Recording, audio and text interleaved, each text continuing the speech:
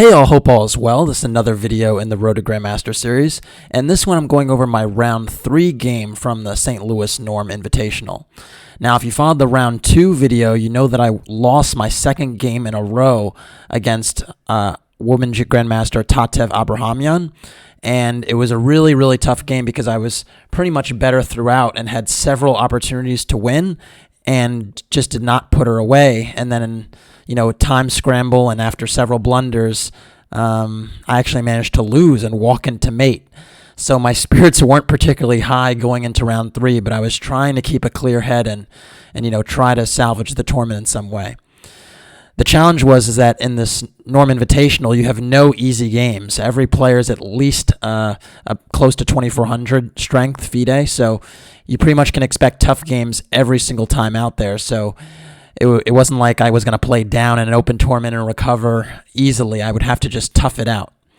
My opponent in this one was International Master Justin Wang, a very young junior player from the States that I hadn't actually heard of, but is very good player. He's in his teens, already about 2450 FIDE, so very talented junior. Another one of these juniors out here that's doing a lot of damage. We have a lot of them these days. Anyways, let me get to the game. So I was black and Justin was white, and he opened with e4. I played c6, and then Justin went d4. And we have a Caro-Kann in our hands. d4, d5, e5, bishop f5, and knight f3. And this line is pretty much known as the short variation. In general, the idea for white is ultimately to play bishop e2 and then castle and just claim that there's a space advantage that's pretty enduring for white, whereas black is going to try and, in most cases, try to lash out ultimately with the c5 break to challenge white's structure. Now, there are many different ways that black can set up the pieces, and white for that matter, because the center's temporarily closed, and so it's actually quite a dynamic position, and there are many nice maneuvering plans, so it fits my style well. After knight f3, I went e6, bishop e2, and knight e7. One of the main ideas in this system for black is to go knight e7 and then knight d7, and then ultimately dance around with those knights before developing the bishop. Because a lot of times you could play knight e7, and then play c5. And in an ideal world, you almost have a good French, where this knight on e7 winds up coming to c6, and then the bishop is outside of the chain, right? Normally the bishop, the light squared bishop in a French would be stuck behind the chain on c8. So that's why the advanced variation of the Caro-Kann, you could consider it like a good French if the c5 break is successfully executed. Now, white, on the other hand, usually tries to make c5 difficult. There are various ways to do this. One way is to consider putting a knight on b3 to make this a little less difficult. There's some lines where black rushes with c5 and then white goes c4 to undermine black's center before he's castled.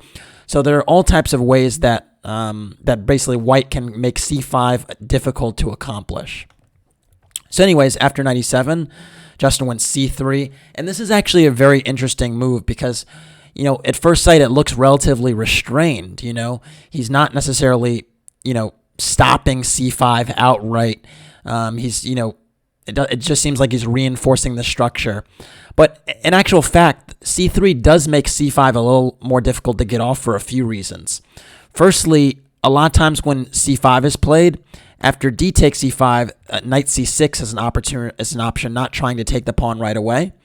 And the point is that with this knight on c6, the c5 pawn is going to be corralled anyway, but because the c pawn is already on c3, white can reinforce with b4.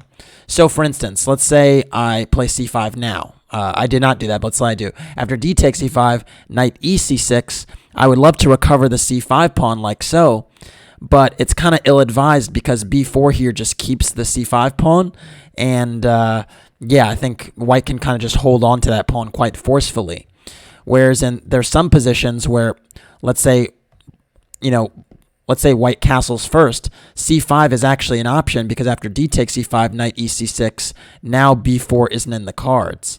And so white can try to reinforce the c3 pawn with bishop e3, but then knight d7, and you could see that good French we were talking about, where black essentially tries to recover that c5 pawn with the bishop outside the pawn chain, looks kind of playable. So c3 actually indirectly stops c5, if you think about it. Anyways, I went for knight c8, and knight c8 is very, very unusual. I checked the database, and in this particular position after c3, knight c8 had only been played, I think, like 4 or 5 times. And in hindsight, there's probably a reason for that. I'd seen this knight e7, knight c8 maneuver once or twice in analogous Caro-Kann positions, but it was without white having played c3. It was with white going like knight bd2 and knight b3, knight e7, knight c8 is kind of a reasonable plan. But c3 already reinforces this pawn chain, and the real issue is that if I'm not sort of quick to lash out in the center with c5 or try to play for it, then I'm going to have some problems because white can kind of choke me out eventually. Like if you just think about it, if I don't establish this c5 break, well, white has all the space everywhere. So it's really imperative that I build towards playing c5 if I'm not going to do it right away. And knight c8 doesn't really do that. Instead, a better move would have been h6 or knight d7. These moves, kind of build up for c5. I mean, knight d7 obviously builds up for c5 because it reinforces that square. H6 is another interesting move because in many lines after c3, many lines after h6, you actually preserve the bishop on this diagonal. Whereas if you go knight d7 right away, knight h4 is an option trying to secure that bishop and getting the bishop pair. So there's some elements here that sort of suggest that after c3, you still need to rev up to try and play c5. And I think my plan was just a little bit too slow. After knight c8, Justin went knight bd2. This is a normal maneuvering move. But I think the plan that he did with this was really brilliant because normally this knight b1 to d2, ultimately the knight goes to b3. But he had a different idea in mind. And so I went knight d7 now, just kind of developing. Again, I'm not so sure what this knight on c8 is doing, but I thought, the center would remain closed and it wouldn't be a huge deal. And now white very cleverly played knight f1. And knight f1 is just brilliant. Normally you don't have the luxury of doing this because white normally castles right away. But here the king is on e1 and the rook is on h1, so the f1 square is available. And the really nice thing is this knight coming to g3 is extremely annoying for me, in particular because my king's knight that started on g8 is all the way on the queen side now, so it doesn't lend so much support to the king. So basically the argument for white is I'm moving my knight toward the king side. I'm potentially going to be eyeing a very critical h5 square, and I'm just going to have more pieces, more minor pieces in particular, around the black king, and that's going to be tough to deal with. And to be honest, there's no way I can really stop knight g3 from happening now, so I think this knight b1, d2, f1 maneuver is actually somewhat of a refutation of this quick knight e7, knight c8 in this particular line. So very, very impressive stuff by Justin. I don't know if he prepared it or if he'd maybe played this before, but very, very creative and very justified. And the reason it is justified is because I'm not close to getting in c5. So because I don't have the counterplay in the center, he can kind of afford to make maneuvers like this. Now, I played bishop g6, kind of anticipating knight g3, and then white played knight g3. And now I went bishop e7, trying to, get castling going. But you could see here that these knights here are reminiscent of Ruy Lopez structures, where white has the knights on g3 and f3, and they're just very, very dangerous. They can always hop to squares, make the king think twice about being totally safe and secure on the king side. And yeah, just very uncomfortable. I actually, during the game, was thinking and wondering if maybe I should castle queenside, but given the sad state of my knight on c8, that would be a little bit tricky to negotiate. And yeah, I wasn't totally sure what to do. I thought I should probably just rush with kingside because queenside was going to take some time. But it is clear to me, at least, that Justin had won the opening phase.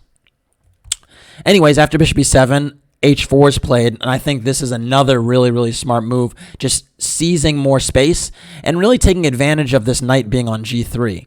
Now this with h4, the system is almost reminiscent of the classical Caro-Kanns with bishop f5, where there's h4, h5, and the bishop is forced to h7, except this is a much better version because now white also has all the space in the center, whereas in the normal classical Caro-Kann, a pair of minor pieces is usually traded off, and, as a consequence, the lack of space that black has is not as significant an issue as it is here.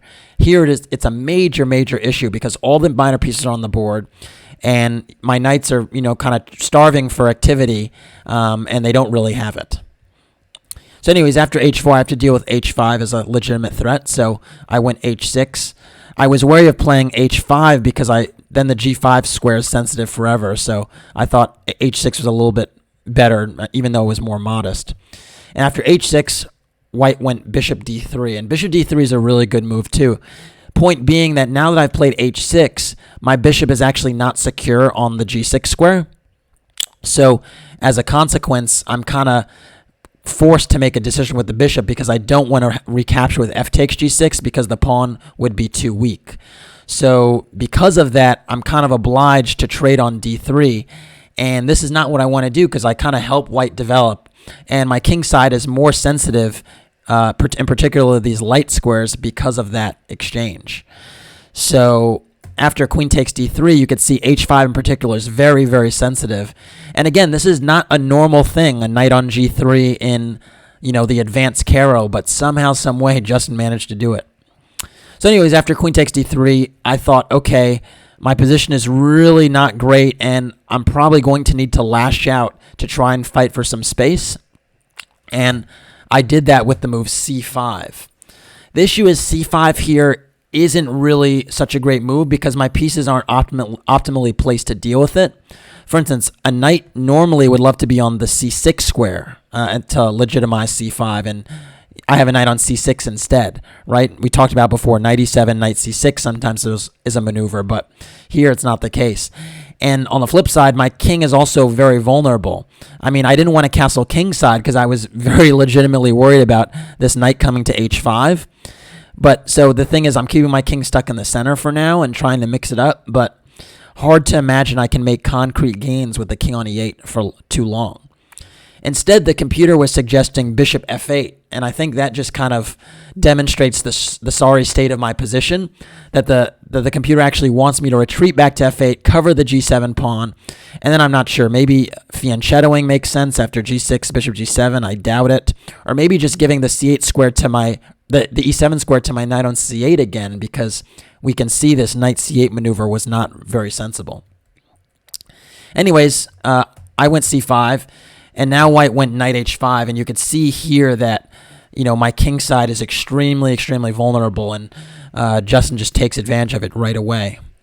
I went bishop f8 now, covering that square, that pawn on g7, but again, it's hard to imagine that this position is going to be super playable because now white has counterplay on the king side, doesn't normally have, has more space in the center, and one of the things that's kind of an issue is I don't even want to play c takes d4 because it would just activate, white's pieces on the c file. So I'm just not ready to open up the position. After bishop f8, white castled, great move. And you can see all my pieces are on the back rank except for this knight on d7. And white has a very, very different circumstance. So I was already extremely concerned that I might be checkmated quickly. To sort of deal with this, I decided to play a super radical move, but it would have been a little bit smarter to try and be solid. What I should have probably considered was playing g6, point being just to kick the knight back and then going knight e7. And yeah, my structure on the king side with h6 and g6 is not very good. White could go h5 right away and kind of take advantage of that. But at least here I might be able to salvage some counterplay because if g takes h5, well, at least the g file's open. Maybe I can go rook g8 and get some counterplay like so. And otherwise, maybe I could play g5 and, pretend that my pawn structure is holding up here on the king side. Although white has the very, very nice and relatively logical maneuver, knight h2, again, just seizing on these new weaknesses I've created on the king side. So there's no kind of position that's really going to be great for me, but there are better ways to be tenacious, and the way that I played was not particularly tenacious. I went for the move c4. And c4 closes off the position and has some logic to it, right? I just showed you that all my pieces are on the back rank, so I don't really want an open position right now. But the flip side is how long can the position really be closed? That's really the question, and it turns out not very long. And because it can't really be closed for too long, it probably isn't the best move to go c4. I should probably do something else. So c4 kind of tried to close the position, but didn't work out the way I wanted to. White went queen c2. I think that's a good move, keeping an eye on this diagonal still, and entertaining the move b3, trying to open my pawn chain right away. And because of that, I decided to go knight e7. Point being is I thought that if b3 now, I would go b5, and after a4, maybe reinforce with a6 and try to keep my pawn chain together. I didn't seriously believe this was going to be so great, but I thought it was worth a try. So the point is now the reason I can even go b5 next is because my queen is actually in connection with my rook at least. But, it is what it is. Kind of funny here also. I mean, not very possible, but if a knight somehow got to d6, it'd be checkmate. And I think that kind of is almost a sign of the times to a certain extent of how questionable this position looks. But okay, maybe in Caro-Kanns when the knight on e7 and d7, it actually is the case a lot that d6 is sensitive for a moment. But anyways, after knight e7, white went knight g3 back. Reasonable move. The knight's job on h5 is kind of done. He was hitting g7. He forced my bishop back to f8. And now I was actually thinking about playing g6 to challenge that knight anyway. After knight g3, I went g6 anyway, and g6 actually isn't a great move. It was the move I was going to play because, I need to free up my game and get some more pieces off the back rank. But g6 creates more weaknesses, namely f6 and h6. Remember, when you push any pawn, you're weakening the squares adjacent to the new square it's in, and if you just see the squares adjacent, well, they're your weaknesses. And the problem is that these weaknesses can be targets either now or later. So it's a question of it's really a long-term issue pretty much. So that's the problem. After g6, Justin went h5, and he decided, you know what? Nah, I'm going to deal with these weaknesses now. And I think that's really a great choice because my next move, if he didn't play h5, was actually to go h5 myself and to try and, blockade on the light squares to a certain extent. So h5 really secures some outposts for his knights and stops me from going for the h5 move. And the issue is this pawn tension is extremely unpleasant because on the one hand, if I take on h5, then the knight comes to h5 and it's very, very scary. Knight f6 mate is an immediate threat, and the knight is kind of unassailable on that square. It can't be harassed by any of my pieces. But on the flip side, if he plays f takes g6, well, if I play f takes g6, my pawn structure is further compromised. And if I go knight takes g6, he again has that square for his knight. So huge problems here. I decided to go rook g8 and at least pretend that there's some kingside play because now the g file is going to be opened up. And so this was my desperate attempt at some counterplay, but it really kind of misses the mark. Bishop e3, really good move, keeping the tension here. Again, this was positive pawn tension for white, so there's no need to release it right away, and particularly because the knight can come to h5 whenever.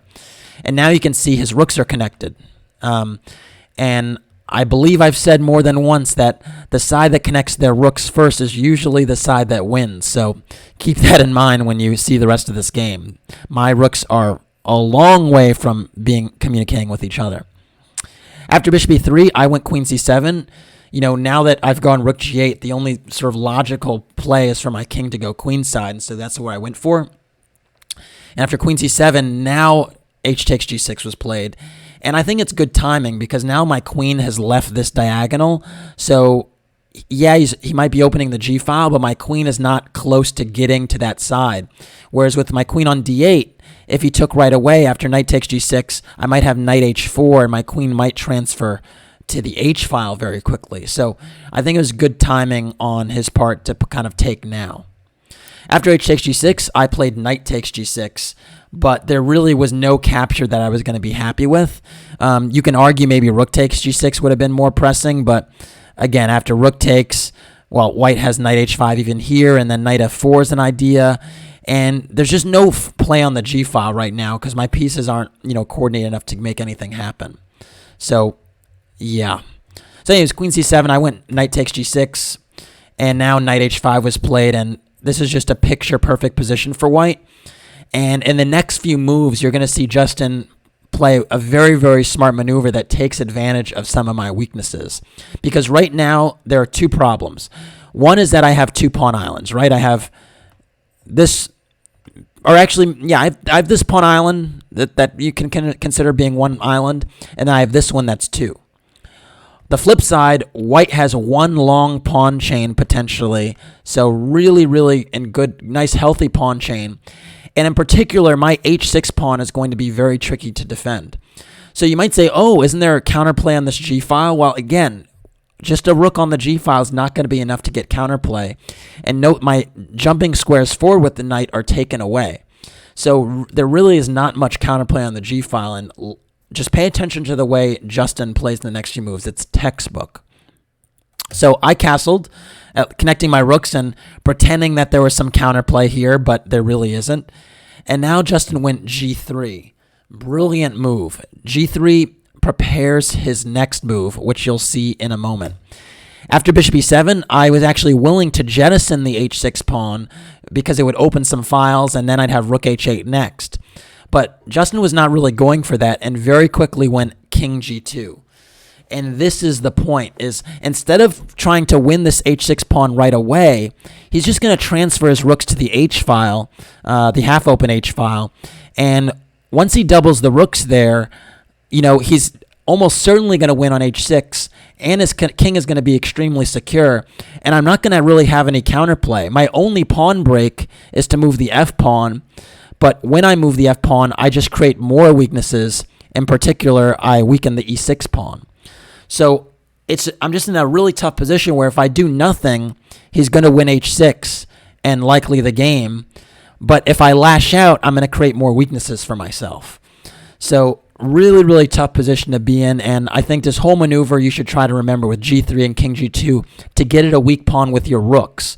And part of the reason it's so good to get at it with your rooks too is because then you also control the file, not just win the pawn. And it's actually the control of the file that's actually more significant than the pawn. So keep that in mind. So anyways, after king g2, I went f6, trying to lash out. I explained what my dilemma was, and I decided, you know what, I'm not going to sit and idly by and do nothing while he just wins his pawn. I'm going to try and get some counterplay on this king. So I was trying to activate my pieces, but I knew that this was a very, very short-term plan. If it didn't work out, it really wasn't going to work out. After e takes f6, I went knight takes f6, and then knight takes, bishop takes, and now rook h1, as simple as that. And the problem is I still don't have much counterplay on this king on g2. I mean, I have a knight f4 check, but it's just one check. And white has a really nice choice of either taking on f4 or going king f1. Both are viable. So I decided not to go for that. Instead, I went knight e7, trying to reroute my knight to an effective outpost where maybe I could have some kind of light square compensation. In a dream scenario, I'd love if my knight was on e4 because it would clog up the queen's control of this diagonal. But f5 I'd settle for if allowed. Queen d2 was played. Good move. I think repositioning the queen towards this diagonal in particular because he wants to play bishop f4 and challenge my queen on c7. Note that he can't go bishop f4 right away because of this pin. So really, really good to just play queen d2. And now I went knight f5, at least getting my knight to some semblance of an outpost.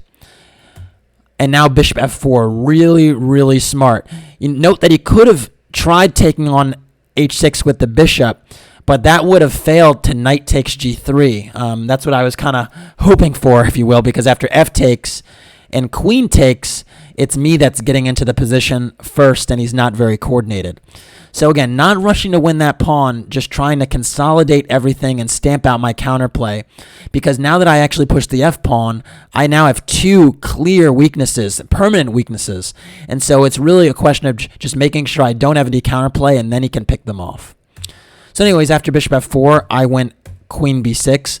And queen b6 is actually, as far as the computer is concerned, the losing move. But this position was far from convenient or playable anyway.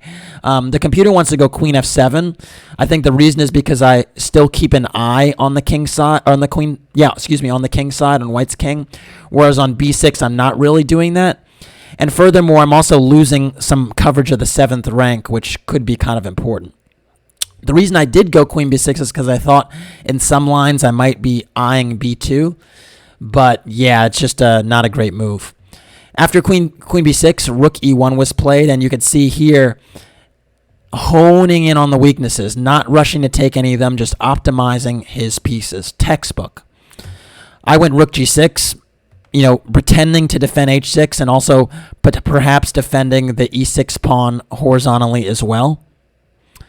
And white went rook h5. Excellent move. And the nice thing about rook h5 is it fixes the pawn on h6. It entertains doubling on h1, but it also, in some lines, entertains exchange sacrifices with rook takes f5, because this king on c8 is so bad. I mean, it can't even run away to b8 yet. So there's some variations where if the queen, somehow lands on this light square, my king is nearly checkmated. So actually really smart to just entertain this as a threat, and it makes it something that I just have to constantly worry about. So after rook h5, I went rook dg8, just doubling on the g file, but again, it's well protected and there's no sacrifice yet, or ever, really. And now white went queen e2. Great move, targeting this e6 pawn. Really tough spot to be in. And again, in the past 10 to 15 moves, white has just optimized all his pieces and not rushed to try to win the pawn, because he knows that if he optimizes all his pieces, my position will totally collapse because I lack space and I just have chronic weaknesses. I went bishop g5 now to try and defend the e6 pawn, but by going bishop g5, I cede the e5 square, and so this is really not a great move. White played knight takes g5, and after h takes g5, now played bishop e5, and now, one door closes, another door opens. So, no longer can he take the h6 pawn, but in return he has this h file to play with that's totally open, and he has a monster bishop on e5. And even though the material is still equal, it's just completely lost. And honestly, I could have resigned here, but I decided to play a few more moves. After knight e7, white went rook h7. You can see now rook c7 is a constant idea, so this rook and bishop are just totally invading.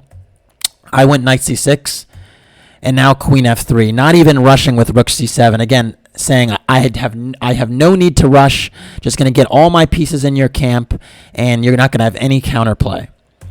I went knight takes e5, and after rook takes e5, you could see that, white's heavy pieces are just so much better than mine. My queen on b6 is totally wayward. My rooks are doubled on a file that's closed. So just huge problem. I went king b8 now, just trying to, prophylactically defend against queen f7, but doesn't really change anything. Queen f7 is still a strong move. And now I went a6, because note that if queen takes b2, well, there's so many different moves here, but, I think rook takes e6 would be the simplest, taking advantage of the fact that this rook would be under attack, and if I go rook takes e6, there's queen takes g8 with mate to follow. So I can't take on b2, so I went a6 to give myself an escape square. But now rook takes e6 comes anyway, and the point is that, again, my g8 rook is, going to be under fire, and this g6 rook is just overloaded. And note that if queen takes e6, there's queen takes b7 with mate. So I went rook takes e6, queen takes g8 check, king a7, queen takes g5, and white is just up 2 pawns for nothing. My king is still extremely weak. White has a very nice winning advantage here. And yeah, I pretty much have no counterplay, and I was still dealing with, the shock of what had just happened, because the reality kind of set in actually like 10 moves earlier that this was going to be yet another loss. But I just hadn't fully come to terms with it yet, and so I just played a few more moves in a position that, any other time I would have almost certainly resigned by now. So Rook E2 doesn't change the story. Queen takes D5, a third pawn. Rook takes B2, Queen takes C4. Now even Queen C5 is a threat, just trading queens. I went Queen F6, pretending to threaten some type of mate with Queen takes F2, but of course it's White's move. And now after Queen C5 check, King A8, and D5, which now defends F2, I decided that I'd had enough and resigned. Really, really tough game for me. I think Justin came with some really good ideas in the advanced Caro-Kann, and I definitely need to go back to the drawing board after this game and kind of think about what I should do against this advanced variation, and because I pretty much got choked out without any counterplay. Now I was a little bit too adventurous with this knight e7, knight c8 plan in the opening, but even so, you usually tend to get some chances when you're playing chess, and I felt like I had no chances throughout this game. So it was a really, really disappointing effort, and yeah, my woes continued. I mean, after this game, I was 0 out of 3, and really, really struggling. So, anyways, that's it for this one. Thanks for watching. Please like and/or subscribe to the channel. And if you want to support the Road to Grandmaster journey, you could do so by making a donation in the PayPal link in the description below. Thanks. Take care.